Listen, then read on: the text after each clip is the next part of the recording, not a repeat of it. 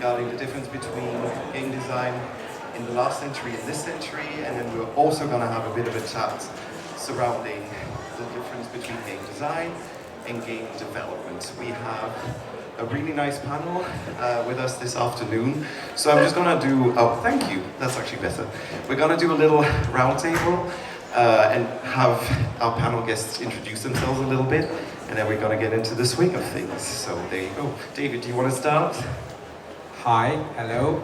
I'm Dávid Turczi. I'm a game designer, and I do this full-time now for almost a decade, and had a few games you might have heard of. Yeah, I'm sure some people do actually. David, go ahead.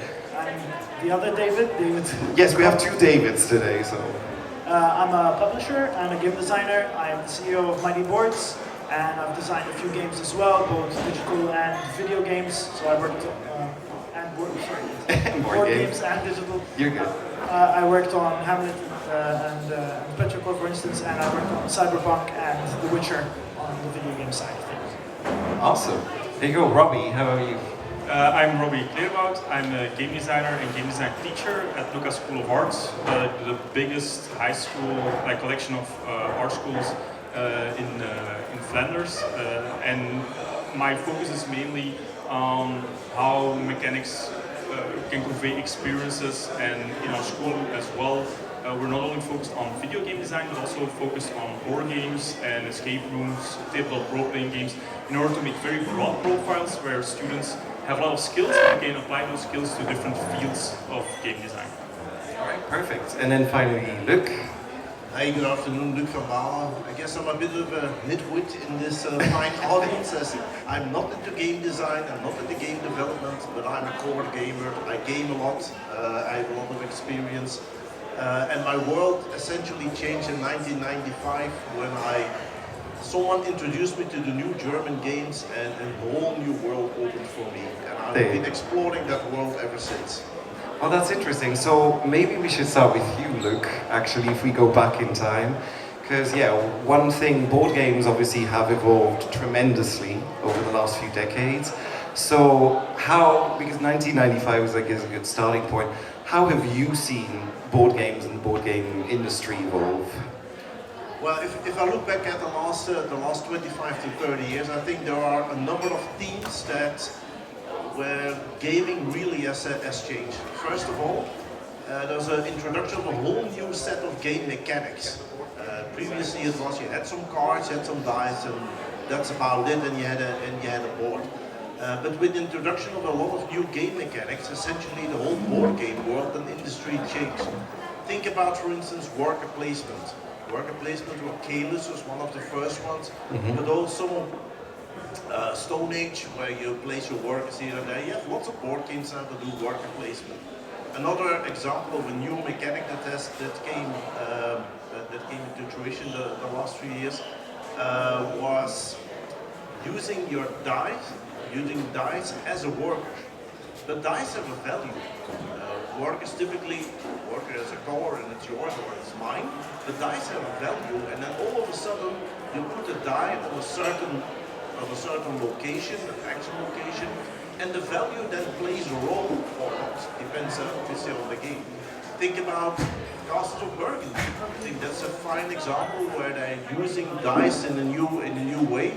But if you look at the whole set of tea games, the games that start with the tea from board and dice, you have Teotihuacan, Tahuantinsuyo, and a whole lot of games that also use dice specifically as a worker that has a certain power.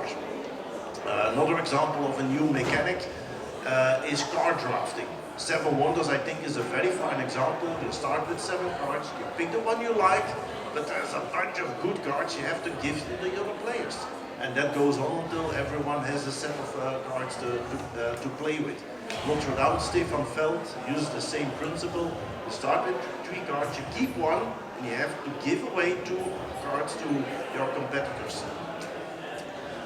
Also new, I think about 10 to 15 years ago, is roll and write, flip and write. I think very fine examples are quicks. Who doesn't love quicks? Everybody loves quicks. And for people that want to have a bit more, You can move up to Clever, but also the flip and write games like Welcome to, Next Station London, the Trails of Tugana is another fine example of a new game mechanic that we have seen. And essentially, a lot of new games are combining such mechanics in a new, novel way. I'm waiting for the next new mechanic to come, which I don't know what it's going to be. But might change what we do. That will probably change and bring a whole new bunch of new games into the gaming world. So I'm gonna maybe look to Robby as well. Do you think, so we talk about different game mechanics, but do you also think that the experience of the board game has changed?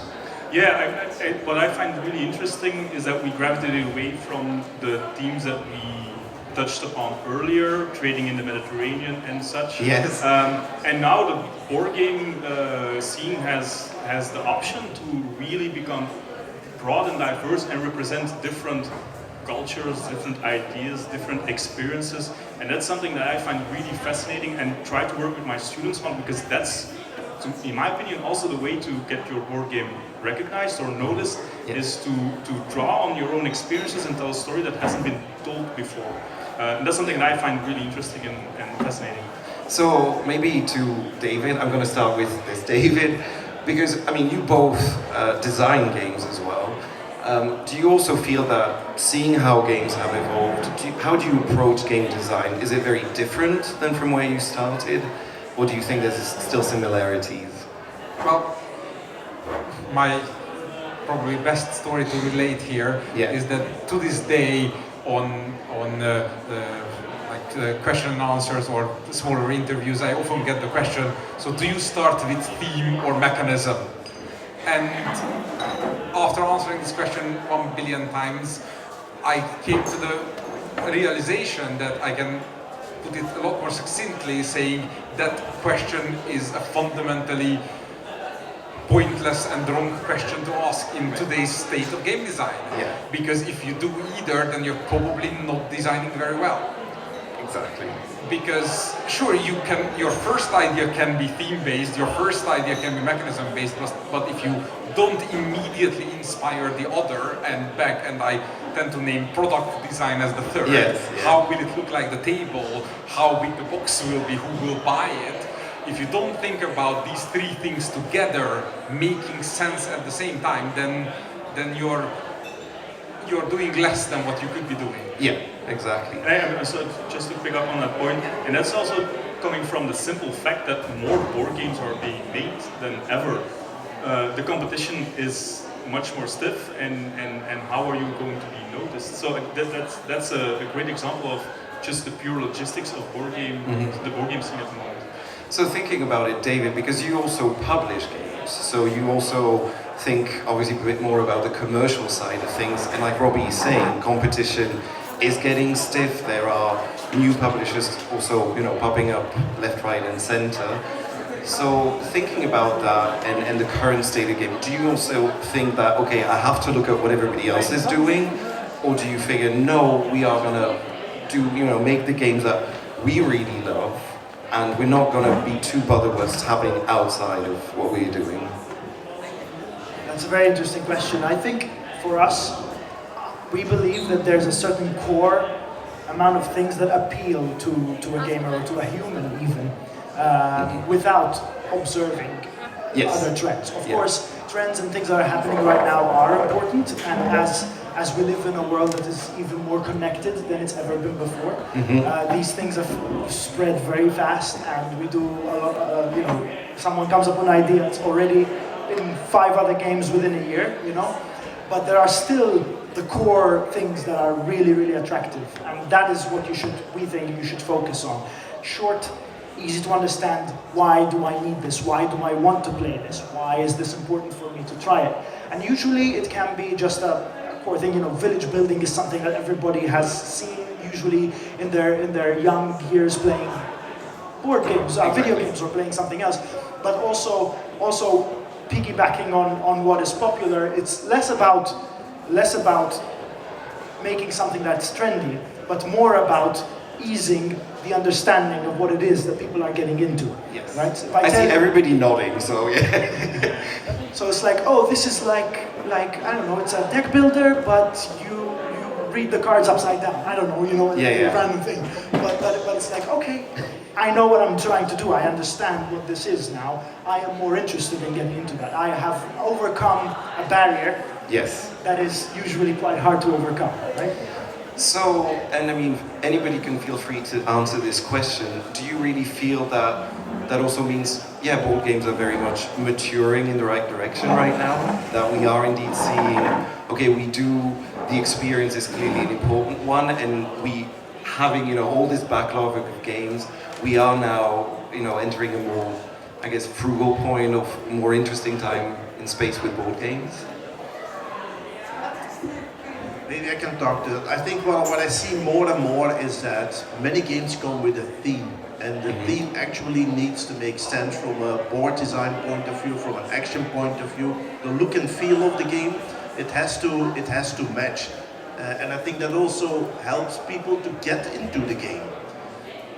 There's also a side effect to that if it's a theme that doesn't talk to you, then you're probably going to say no to the game. And that's, I think, a little bit of a danger. It might be a brilliant game, but because of the way it looks, because of the theme, you simply don't go there. I have that myself with fantasy style type of games. Yes. I'm not into fantasy at all, so I'll typically say no to such games simply based on the way they look and the world they are based in. And so do you think there's a superficiality then, maybe, that, we need to still break through? Because like you said, we have something, where you're like, okay, people don't like this theme, so we're going to stay away from this theme, or, because I feel David wants to say something about it. This is something I've learned from my own mistakes, that it's not enough to have a cool idea, you need to have a cool idea that the people who will notice it will like. And, and when I was talking about how product design is now an equally important part as theme as mechanism, this is exactly what I was meaning, that when I come up with a new, worker placement, tableau building, hybrid mechanism, then does this have any place in a space theme game? No, because the people who play that would expect this and this kind of fun in the game, and that will not be here. Should this be in a historical? No, because I can't be etc. Yeah. So the emotions, and this is something that I experienced very directly with Voidfall, because Voidfall is a space game that is mechanically extremely appealing to people who have historically rejected space games because it was not for them, and half of my testing team took months of convincing to sit down to play it. It's like, space games? No, can we play something serious, please? I was like, go, try it out, it'll be okay. Yeah. They went like, we want to go back to the Middle Ages and Little Tower, get it. Or produce electric cars in a Japanese factory, because we all know how that works. But indeed, you have to do some convincing. You have to pull them over a small hurdle or a bigger hurdle, because they instinctively stay away from these type of games. I think what's also interesting, and I really want your guys' opinion on thing, because we obviously talked about this a little bit before coming here today, and it's true that there are, I think, two big movements. There is indeed games that, are very modern and are very new, but talk to a very wide audience, trying to, lure them in and be like, join us, there's very much that type of game.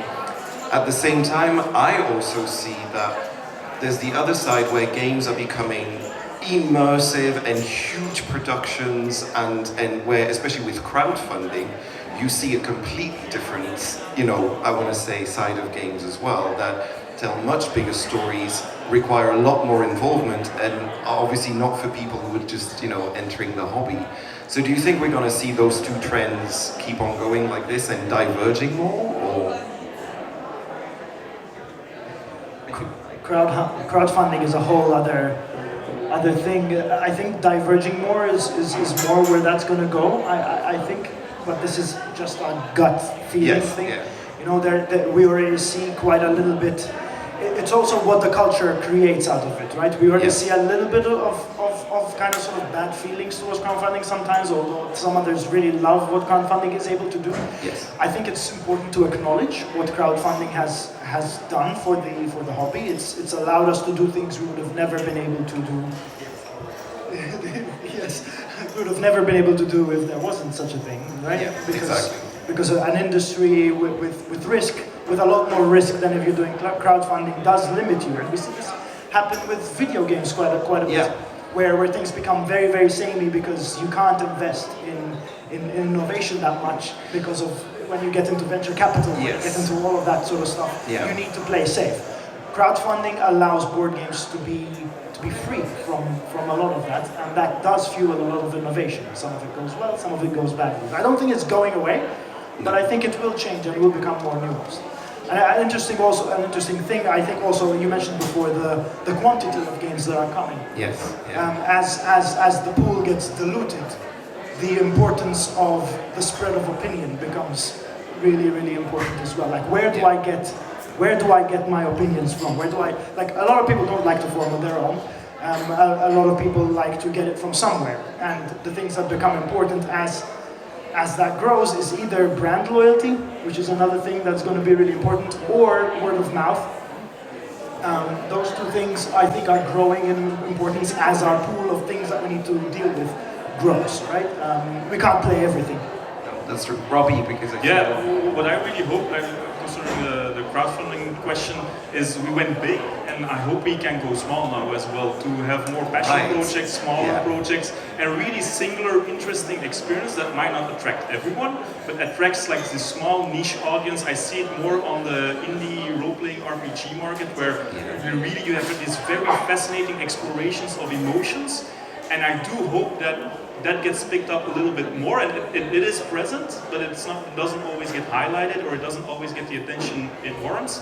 But I hope that going forward, after we go big, we can go really small and really search for interesting niche experiences as well. That's interesting. David, what do you want to add? I realized that I actually have a counterexample in a way to the diverging.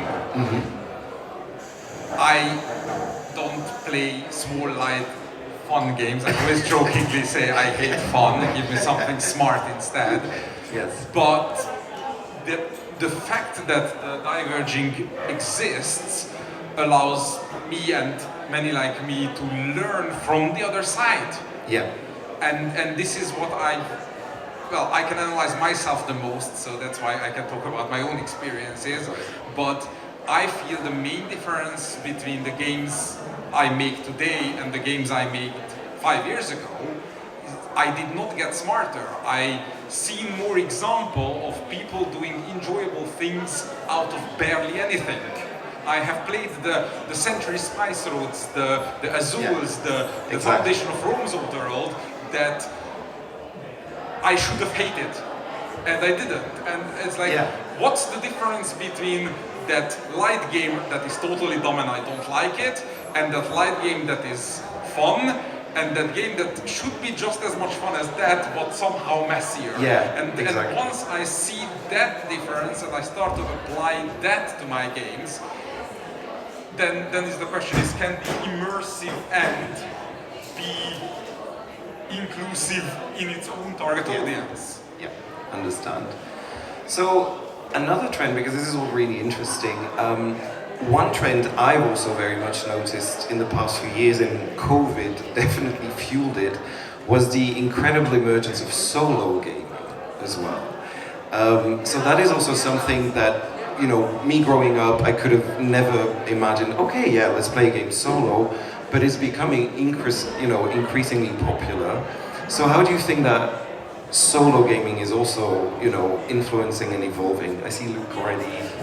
Yeah, indeed. I think if any decent game that comes to the market now without a solo is being killed instantly by the solo gamers community, and it is an increasingly growing community.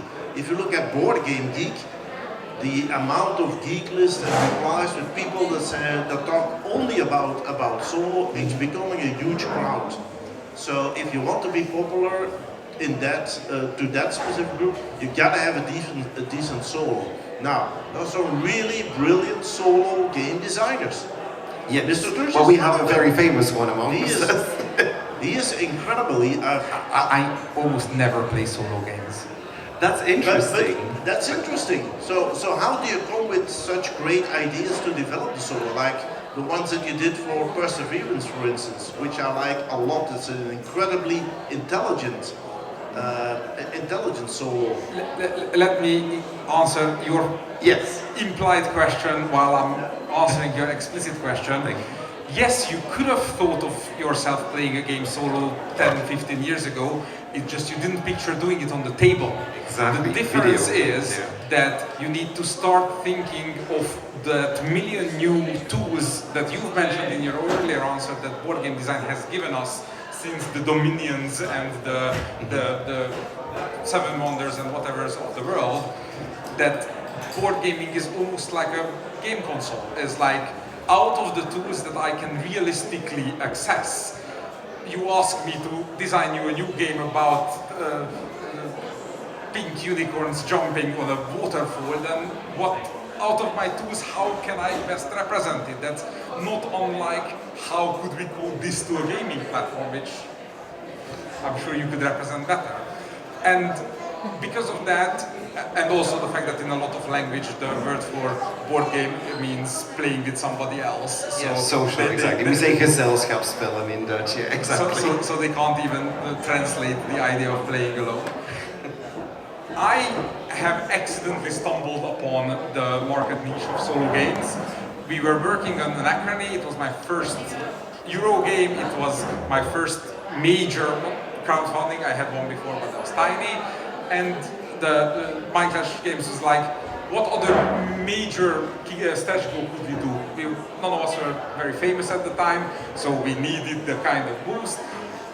Viticulture just came out immediately before that, and I heard it had a solo. I'm like, sure, I'll try it. How complicated could it possibly be? I spent the next 3 weeks drawing flowcharts on what eventually became Chronobot, and people liked it. And I'm like, but you have to like run this chart and look up actions. It's like, I don't like it. Why do you like it? And I spent the next years and years analyzing what could you possibly like about this. And it came down to, you want to play good games, full stop. And before that, a vast majority of the good games required time investment, not just from you, but from your friends. Exactly, yeah.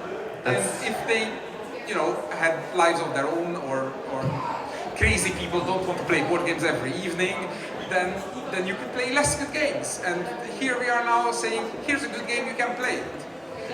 And what happened, I'll finish the story quickly now. What happened was that most games that did allow you to play solo did it as a sort of, and you can quickly play it solo and learn the rules and hit 100 points and then you're done.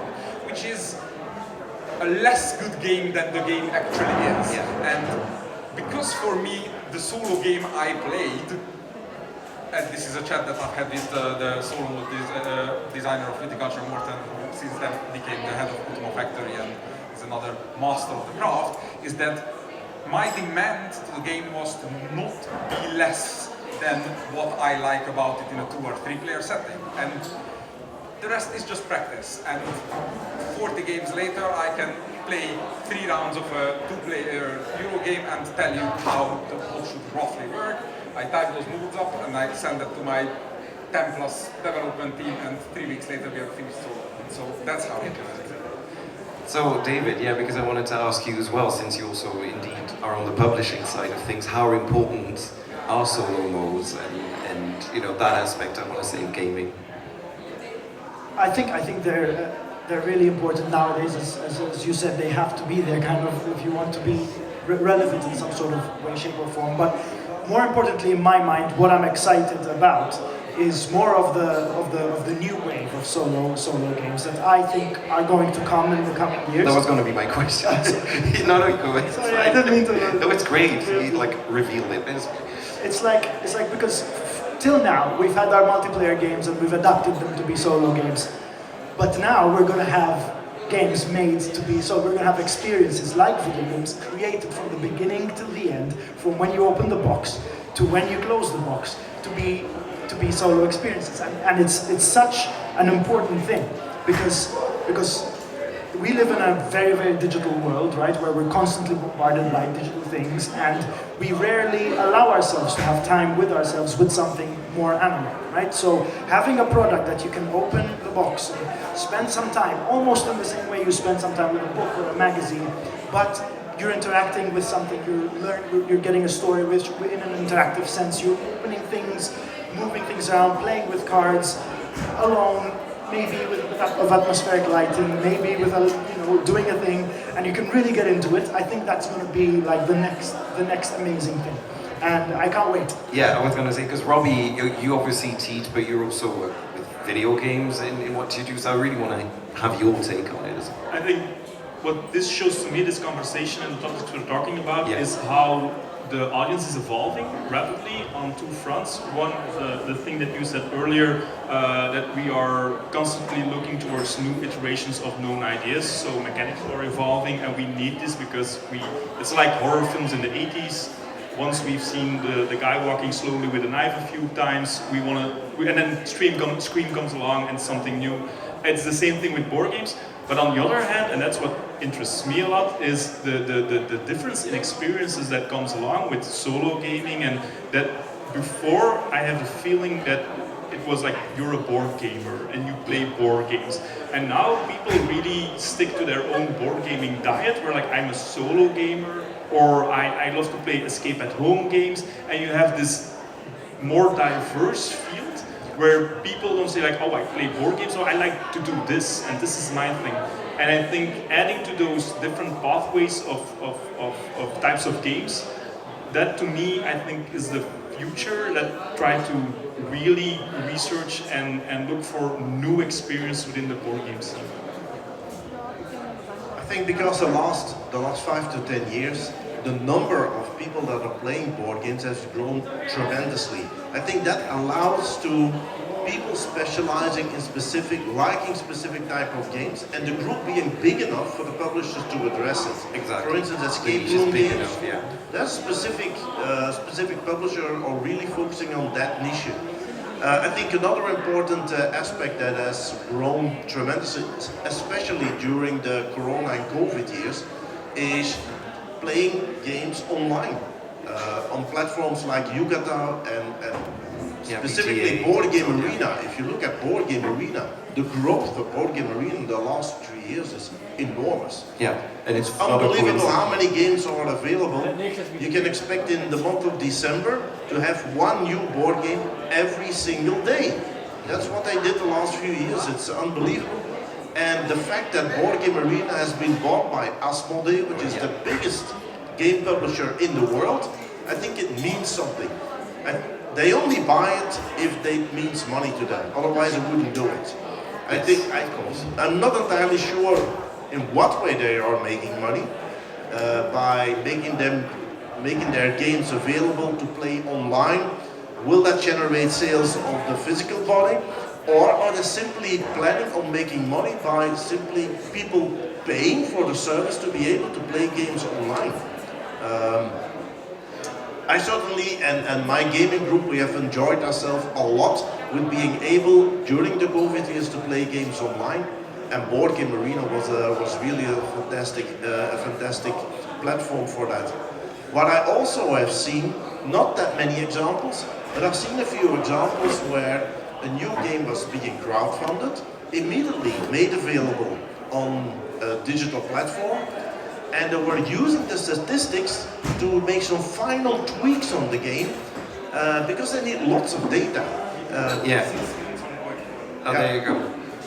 And you really need that data, and you need a large community to provide you the data, because you can play test 100 times, but try to play test the game 5,000 times. That's simply impossible as a game designer, even if you have connections with large board gaming groups.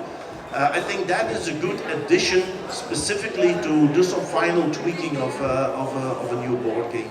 So interesting, because you said that you use it on Voidfall a lot to get a lot of statistics. Because these platforms can indeed be used in different ways. Like you said, I think on the one hand it allows people to play the game maybe before they consider buying it. I think that there is that question, do we want to offer it online? Because maybe we're afraid they won't buy the physical version, but I think it has the opposite effect. What do you think? Yeah. If you're afraid that they won't buy it after playing it digitally, then your game is not good enough. There you go. It's that simple.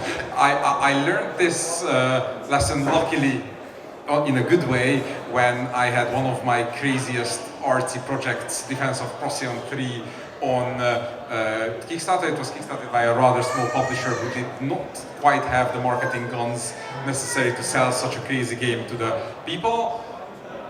But luckily we had the TTS module prepared.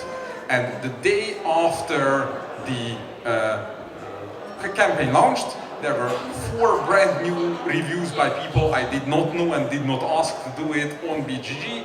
2 of them were like positive-ish, one of them was like very positive, and the 4th one was like, I really wanted to like the game, but I have this problem, this problem, this problem, this problem. And I spent the next 2-3 days individually responding to all of those things and then uploading those changes to the TTS module. Yeah. So by mid-campaign, the guy writing the negative review was posting everywhere saying, guys, go back this game because it's amazing. No money can buy this advertisement. No, absolutely not. And so do you think, because this is an interesting point as well, do you also feel that, well, because of that, we're creating, because the wonderful thing I think about board games sometimes in a way is how small the community is, even though it is getting a lot bigger, and hopefully it's going to keep getting bigger, but it also gives a sense to the players that they are being involved in the project, just like crowdfunding does. In a way, crowdfunding is, well, we think this is an awesome game, if you think so too, let's help make it together. But not everybody always necessarily listens as much, but do you indeed think that, yeah, the digital tools are not just going to make the games better, but yeah, going to make the games even more involved into board games than they are now? Because I think, yeah, Robby, go. Yeah, what you're talking about is like a type of playtesting that's on steroids, which is amazing. Yeah. On Steam you have the Tabletop early simulator? access, yeah. The early access, and that like Baldur's Gate 3 was in early access for years. And look at the results that they have, because they talk to their audience, they really try to have a feel for what do they want and how do we implement it. And because of that conversation, there's a lot of positive vibe, there is a lot of positive feedback. And if you can ride that wave, I think that's something that you really need to search for as a publisher. Yeah. So, David, actually, do you think that might be something that you would indeed, as a publishing house, use even before the game is more final in terms of graphics, of saying, hey, we have something, we want to have maybe a limited amount of people that we want to get involved to get that playtesting data? Is that something you think is going to, happen more and more? I mean, for a long time, we've been playtesting stuff on Tabletop Simulator, even between us. David and I work together from far away, so we're testing stuff on Tabletop Simulator. We do the same with our audience. As at Mighty Boards, for instance, we have teams in different regions of the world. We have our Asian team, we have our playtesters, our US team, and that's another funny thing. Thanks to TTS, we can deploy to the different teams and also get a cultural response to it, because different regions react to different mechanics and different games in a different way. Yeah. So this that's way really allows us interesting. to get the benefits of digital game design, where you can have instant deployment. But we get them in the board game world, which historically has been the hardest thing to do, right? Getting the game out to people to actually play it, with board games, that's the only downside, really, because you have to ship a physical thing. Well, not only, but we can get into a lot more. But yeah, so we do it all the time. I think it's now become an important part of our process. We can't live without it, almost, in a digitally connected world we live in today. So interestingly, because we also wanted to talk about, the difference between game design and development, which is also a really interesting and big topic. So approaching this and with, again, seeing how games evolve and all that, do you think that both are indeed evolving as well? We've talked obviously about development, but how about game design? Is that changing a lot with everything that's happening right now, I want to say, in the board game industry? Just the design of the game itself, I mean, how you approach design. I think one thing that we needed to do, which is happening now, is formalizing it a little bit and and starting up a conversation on what is the process to design a game, which of course is different for every game designer, but to try and formulate some strategies, because I did a workshop earlier today, and a lot of questions were just, how do I begin? What is the process to do this? And I always give the example, if you ask anybody in the street, how is a movie made? They roughly know the process, like you have to write a story and then find a crew and film it and edit it. But if you ask how is a board game made or a game made, then like I don't know what is the process. Yeah. So that's something that's part of my work and stuff that we try to do in our school is try to, and there's of course there are interesting books and lectures and people talking about, there's already a lot of stuff there, but that's been, I think, the evolution in the past 15 years in trying to formalize some of that stuff, to try to think about it and learn from each other and see how we can make advancements in how we, because we often talk about the output and the game, but like what is the aspect and what is a good game, but what is not a good game designer, but what are good game design practices and how can you organize yourself? And again, that won't be the same for everyone every time, but that search for knowledge is something I think that we have done, we are doing, and we still need to do more. Interesting. Okay, very cool. So, because I mean, again, it's a big subject, and there's a lot to be said here as well. But so when it comes, because you earlier you mentioned as well,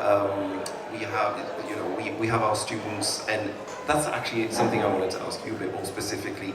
With students coming in, and because one question I get all the time is indeed about the digitalization is, but well, are board games being pushed aside because of the digitalization? I feel it's very much the other way around. I think because sometimes we do, well, a bit too much digitally, we want to disconnect, and at the same time, like you're saying, you're using the tools as well to help make the experience, more interesting. So when your students come in, do you also see, okay, I want to say the experience that they already have, like the backlog that they have, how that is changing and how it changes their approach to games? It reminds me how old I am sometimes, because I teach game history as well, and one of the assignments that I give is like bring old games from your childhood, and then I do an assignment around those. But last year the remark was, but I only have my Steam library. I don't have any physical stuff left. I only have which was a wake-up call for me, of course, because I'm there with my old consoles and So for sure, I think what changes is the way that they play games, but also connect. The stuff like Discord and how in that course as well. Time and time again, it comes up that they have meaningful online connections, like long-time friends who they perhaps haven't seen in real life, but they played. No, they didn't play a game with, but they experienced like epic adventures with them. And I think that shift is really important to how they view games and how they come together around games and how they want to design games for those types of experiences and those types of players. Right. So I'm gonna look back a little bit to the two Davids as well, because knowing that you design but also help tweak the games. Because when we talk about the development of a game, that's when the general idea for a game is there. What do you find the most difficult? Is it designing the game or the fine-tuning at the end of development? A lot of my approach won't be applicable for most designers, simply because I've been doing it a lot and it's very loud in my head. So the way it works for me is that once I have enough sparks of ideas that somehow feel related, I take out my notebook, luckily these days digital, so I don't lose my paper anymore, and just start writing things like, what do you do on your turn? Okay, so you can play this thing or that thing. Okay, so this thing has possible actions, so what are the actions? This. What can you build? That. Why would you build this? Why would you build that? Why would you ever not build that? And then if I can answer every question I come up with while writing these notes, then I've essentially already designed the game. And this is something that I can do today. I could do it a year ago, I could do it badly 2 years ago, but I couldn't have done it 3 years ago. So this is not how you should start designing a game. You should write down your first spark of idea and try it out with 3 meeples and a dice. So for me, development starts incredibly early. I called one of my publishers 2 days after writing my first notes saying, should I work on this? But that's my luck and my privilege to be in that position. So for me, it is always about developing and always about improving my game, because I can generate 80% of a good idea tomorrow again. But the moment I feel like that I'm approaching 100%, ideas down, let's start improving. And during improvement, I'll have new ideas anyways, or if not me, then the well-trained playtester across the table who has played hundreds of games with me over the past 3 years. So these days I rarely wear separated hats for designer and developer. It's more like, am I in the newlyweds phase with my design, or the, oh god, I have to redo every building tile again phase of the design? I think the thing that separates it the most is distance. I think that's the important thing. Distance from what you're just designing. I think if you're emotional distance, and also like the things you're thinking about. Like if you've had some time away from a design, let's say maybe a few months, then maybe you can develop your own game, right? Because it feels a little bit like a second look by someone else, right? The important thing is, I think to me, is that the person developing and the person designing are different people. That doesn't mean that it's physically a different person, but the person I am now is different from the person who did the first thing. But that's again a skill that you shouldn't fly on your first Yes, sure. So yeah, I think it's about a second opinion. It's about viewing the thing from a distance. It's about letting it be and then coming back to it. It's about editing. It's about, similar in books. I think people do this in a similar way as well. So yeah, I usually prefer to have that second person be not me later on, but an actual second person. And I think that works better for the most part, because new ideas and new ways of looking at things are much faster and easier to come by in that way. Very good. So maybe as a more final question to you all, as we wrap this up, is where do you see board games evolve, or where do you maybe even wish board games to evolve? Raf, I want to talk to one other thing that, that essentially David initiated, because you typically talk about game design and game development. We also talked about product development, and I think that's a very important aspect as well. It's the physical look and feel of the game, and I think publishers have made a lot of improvements in the last few years to make the games more appealing, but also easier to use. Think about layer boards where stuff no longer is scattered all over the table when you push to the table. But also imagine a game like Azul. Yes. And replace the really nice stones that you have by cardboard tiles. Tiles. It would be a very different user experience. I think how tactile nice the game is adds to the pleasure of essentially playing the game. I think also in that aspect you can go a bit over the top. You can over-design. If I think, for instance, about Tapestry, where you have those 3D buildings, they're very nice, but essentially when you build a large building, you put it on your board, you really have to stand up to see what is behind it. So I think that's a little overproduction. I think that's a bit overproduced. And a very last aspect of that is that essentially in the product development, I guess it happens there, but David can talk to that. There's a lot you can do as a publisher to help the user, to help the gamer play the game. Yes. By essentially putting stuff on the player board, on the game board, on this is how the turn structure is, these are the different actions that you can do, iconize it a lot and replace text by icons. where a lot of publishers are really helping the gamers to make it easier to play the game. So not sure whether or not that happens in game development or in product development. I mean, personally, do you want to answer? I can try to do it quickly. A bit of both. I do a first layer filtering. Let's say those 10 pages of scribbled notes are done and I want to see if my game is actually fun. Then I open up my InDesign and I sit there and I build my prototype for days and days and days. I am not a graphic designer, I can't draw anything pretty, but I can download SVGs from nounproject.com and I can draw and I can merge the shapes and subtract them from each other, and I'm getting better and better at it. And my rule is that if I cannot iconize the rule relating to this component on this much, then that rule is stupid. Because if I can do it, then tool can do it 10 times better. And that's the first level. And since I started doing this a few years ago, I haven't had any games that had the problem of, oh crap, one more thing I completely forgot. Because I forget things all the time, therefore I want them in front of me. And by making sure that my design is designed to have everything in front of me, it's easier therefore.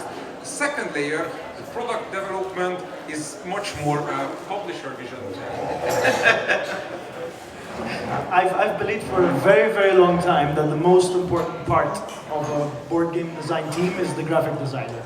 It's not the game designer, it's the graphic designer. Because, and I'm a game designer, I still think that the graphic designer is more important. Because the most important thing that you're trying to do with a board game is reducing the effort that it takes for a player to get into playing the game, right? We have the only medium in the world that requires effort from a player to actually get into experiencing the thing, right? Movies don't have this, books don't have this, you open and start, right? Board games require an investment and require the use of the single most important currency that we have in today's world, and that's attention. Attention, not even time.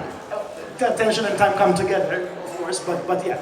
So someone has to want this so much that they want to read the rule book that's 30 pages long, understand how this works, boring thing, maybe you do it while you're in the bathroom or something, but it's still a thing that requires so much effort. And if we can do this much to make that easier, then that game is already that much more pleasurable, that much more easier to get, and we're reducing the barriers to entry, we're increasing accessibility without essentially changing the game at all, right?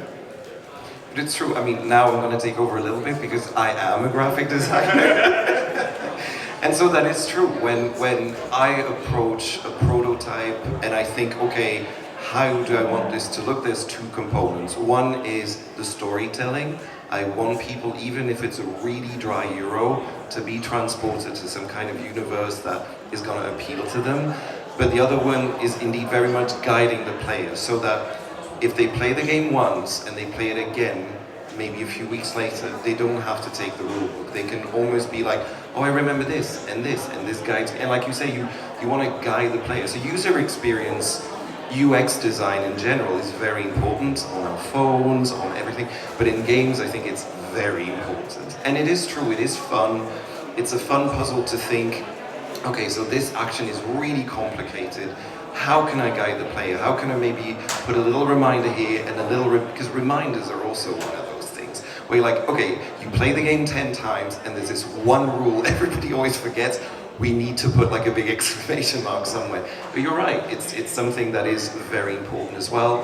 And it eases us in. Because the biggest hurdle, I think everybody will agree, when you try to indeed convince people to play a game, whether they're beginner or expert, it's that hurdle of the rules. And if you can make it fun, and if you can be like, look at this little thing, look at that little thing, and you're like, okay, 1 + 2 = that's it, it's gonna make for a better experience. Probably. Yeah, I think another great tool that is available now to help people get to the game is the enormous amount of videos that are simply explaining how games are played. That was not available 15 years ago.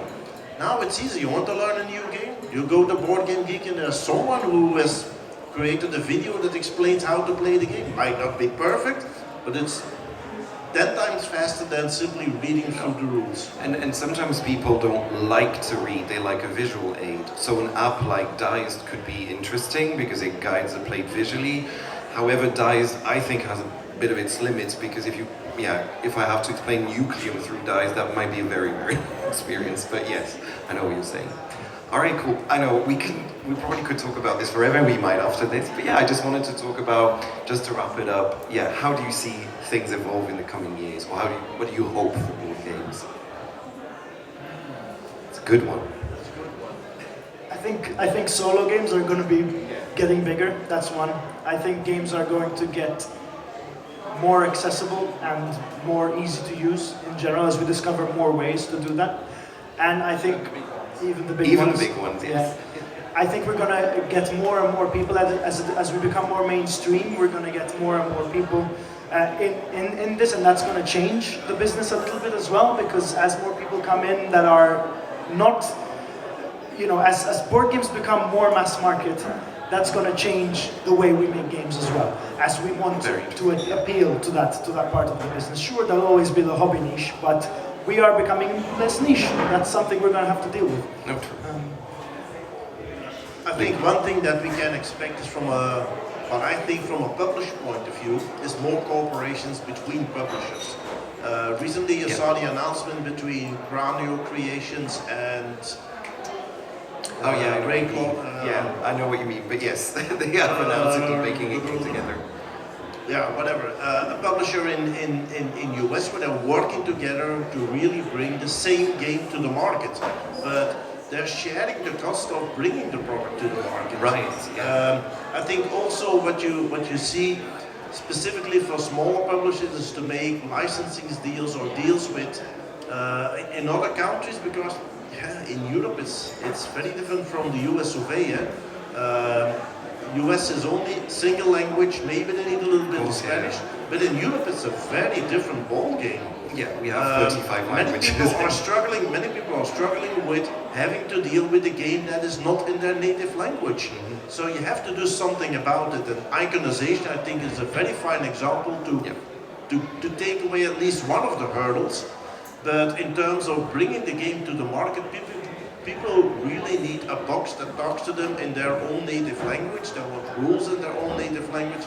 And from smaller publishers' point of view, that is a big additional cost. So I think with working together with people around the world in the other markets, that makes that aspect a little bit easier. That is what I think is going to happen. And from a gamer point of view, I'm waiting for the next mechanic that is going to be wow. How come someone has never done this? Never done this before? Like Dominion deck building. I didn't know that existed, but it was a really interesting mechanic. And very quickly, other games come using that mechanic. No, so I'm waiting for the next mechanic, which I don't know what's going to be. I guess it will have a digital component, I think, or something with AI. Yeah. Who knows? Robby? Yeah. Do you want to add? Yeah, on the one hand, I think board games will continue to develop as they're developing now. As I said earlier, we will still be making roll and rides and Euro games. I think that will continue because that's what we love. What I really hope, and again, I know I'm repeating myself, is that aspect of experiences and that new designers can bring their own personal experience. I'm thinking about even like in small stuff, like stuff from outside of the board game, the trekking through history. I just love playing that game and flipping the card and learning about history. Because on the back of the card says this very short story about this real life thing that happened. And so, oh, right, so this happened, and the first person, cool. And I'm learning about the world while playing the game. And I could learn about the world, but I could also learn about certain perspectives on subjects that would be interesting. Like I played the Moon River game, but you can talk about global warming through a game like that. You can to address real life topics and personal experiences in games that I would find very interesting. Like Fog of Love, I sent you the title that I really like. It's like playing a game, and by playing the game, you're thinking about what challenges there are in modern relationships. I find that fascinating. That is. So I do hope that there's it becomes more accepted because it's still a little bit weird when you let's play this game, but it's actually about feelings. It's still a bit weird to say that to people, but I do hope there becomes more of an audience for that, or that it becomes more widely accepted and known, and that we can work on that more. Like these really deep personal experiences conveyed through systems. Like not through visuals as in a movie, but through systems, and I can experience it by playing and poking and by the feedback, feeling what it wants me to feel or reflect on those feelings. Exactly. And then I'm gonna have to wrap it up, but I will let David finish with the last question. They've already mentioned that the new perspectives and the expanding audience will definitely inspire new voices, new ideas, and new approaches. And also the people already in it are learning from themselves, from each other, from what we're all doing, which is, I think, is one of the, besides the marketing and the better quality productions, is the other reason why the cult of the new is a thing, because games are getting better. And sure, there are great games done 5, 10, 15, 20 years ago that haven't been surpassed, but there is 5,000 games that were done then that have been done almost exactly the same, just better. And that will continue to happen, and that is completely natural, because while we are an art, we're also an engineering science, which means we learn to tighten the screws better and make finer cogwheels and build more elegant bridges, and that will continue. Awesome. Well, I want to thank you all for coming here today, the guests as well. I hope you really enjoyed this, and have a great rest of your evening. Thank you. If you enjoyed this video, please hit the like button below and don't forget to subscribe for more videos. Thanks for watching and see you next time on Board Game Heaven.